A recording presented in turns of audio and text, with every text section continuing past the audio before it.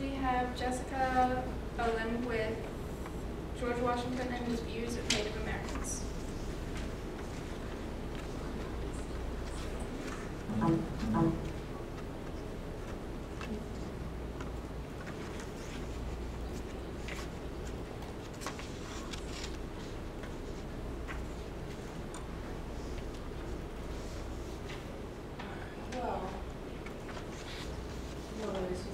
I'm actually presenting on his contact with Native Americans, not so much his view.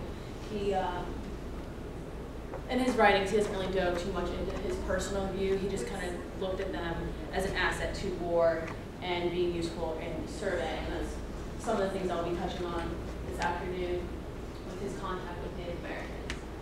Now, why George Washington?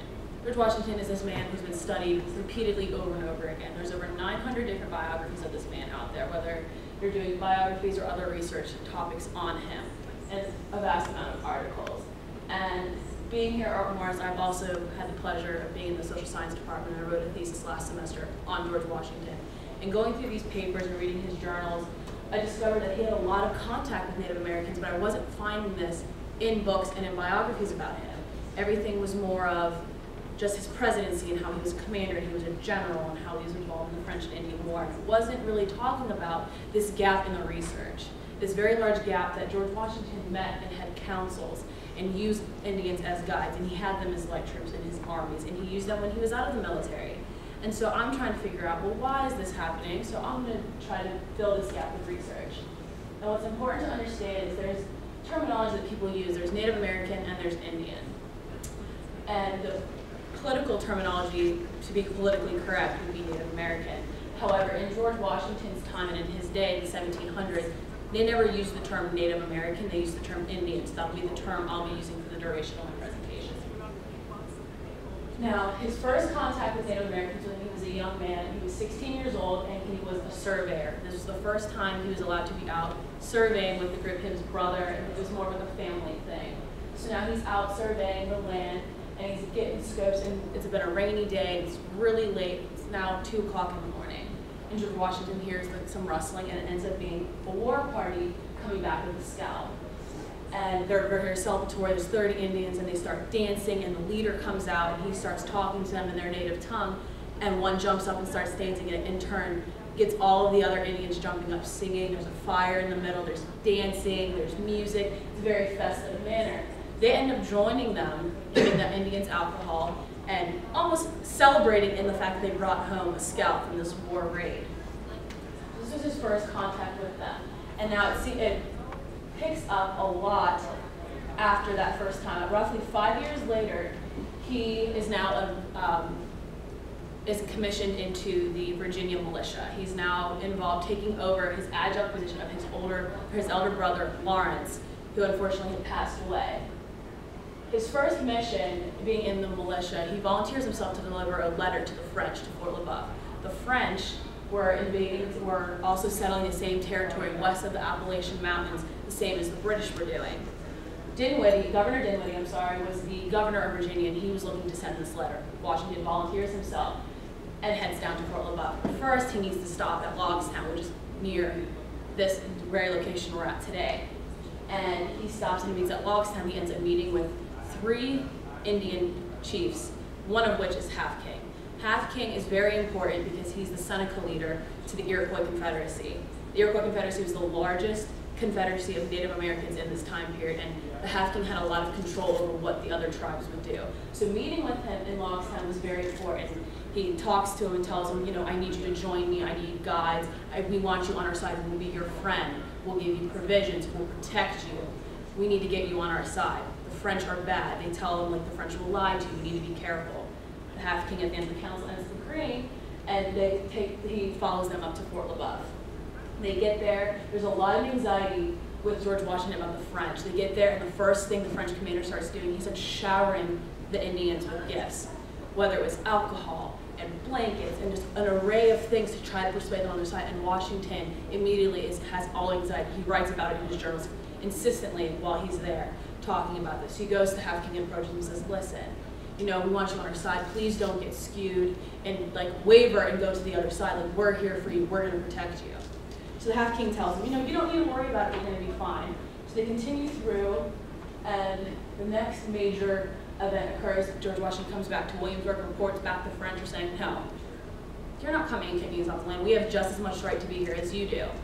So Dinwiddie's next step is to build a fort. And George Washington, having a surveyor eye that he has, knows an exact place where he can go back and build a fort, the confluence or the forks of the Ohio, which is in present-day Pittsburgh, the Point State Park, or the confluence where the Allegheny and the Monongahela flow together to the Ohio. That was prime land that he felt was going to be used.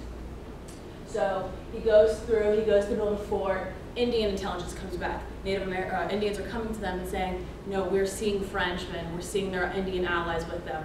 You know, we can take you to where they are. So they follow them, and they rush over, they find an ambassadorial party there. Fortunately, they didn't know it was an ambassadorial party, so they go through, they end up attacking, surrounding, and killing. Most of the men there take some captured, and one person escapes and tells the French what happened. Now, here, the big problem that breaks out into chaos is the fact that the Indians, while George Washington was negotiating with the French, the Indians went through and scalped the leader of this party. Now, this is a very big problem because that's a very egregious wartime crime. He goes through, now he needs to retreat. He knows the French are going to come back and attack, so he drops back into the Great Meadows and builds Fort Necessity. During there, George Washington has a lot of different gripes with the Indians that were there because Indians are starting to show up, but they're not warriors, they're not men, they're women and children using valuable provisions that he's lacking severely of and taking up space that he doesn't necessarily have. So he has a little bit of an issue with it, but he knows that if the warriors do come, that he needs to keep the women and children happy enough to keep the warriors happy. So he has to kind of play this game of going back and forth with them. And there's some pictures. Here's Fort Necessity, the Battle of Fort Necessity. And as the French and Indian War continues, he runs into General Braddock. He gets on his campaign as an aide for him. General Braddock doesn't want to listen to George Washington, doesn't really want to listen to the Indians either. He thinks he's a British man, he knows what he's talking about. He's commissioned. Washington's just another militiaman trying to get himself involved and wanting to be in the British military. He's a colonist, he doesn't matter. That's his view. And so General Edward Braddock doesn't necessarily want to listen to the Native Americans when they come to them and say, we see Frenchmen walking, they're marching this way, they're coming to attack this garrison. He doesn't want to listen, so what ends up happening is they get ambushed. They try fighting in an English-style manner, which you can't fight in the woods. You can't just line up and fire into the woods because they can run around and use the trees for cover. Unfortunately, Braddock ends up passing away from this incident, ends up dying at the Battle of Monongahela. The year after this incident, Washington is commissioned by Dinwiddie to protect the frontier. He has over 300 miles of space he needs to cover with less than 1,000 men to try to protect the frontier settlers from being attacked by Native Americans, by Indians, I'm sorry. Not necessarily successful, doesn't have enough men, doesn't have enough power. People don't want to join because they'd rather, there was a letter that he received, he would interview people and people would rather die with their families, be at home with their wife and children, and die from an Indian raid rather than go and try to fight them. So he was up an uphill battle and he wasn't going to win. And at the end of the war, in 1763, there comes a proclamation that comes out and he discusses, the king signs it and says, beyond the Appalachian Mountains, west of them, that will be Indian land. Unfortunately, it doesn't necessarily stick to that, and people try going through. And while George Washington's in his span of being out of the military, he begins surveying. He heads back this way to the confluence, to Fort Pitt, and continues on to be with Indians, use them as guides, get their information about where the land, how the land looks, what the topography is, and goes through and uses this. Surveying, there's countless number of times where he's using Native Indians throughout his life.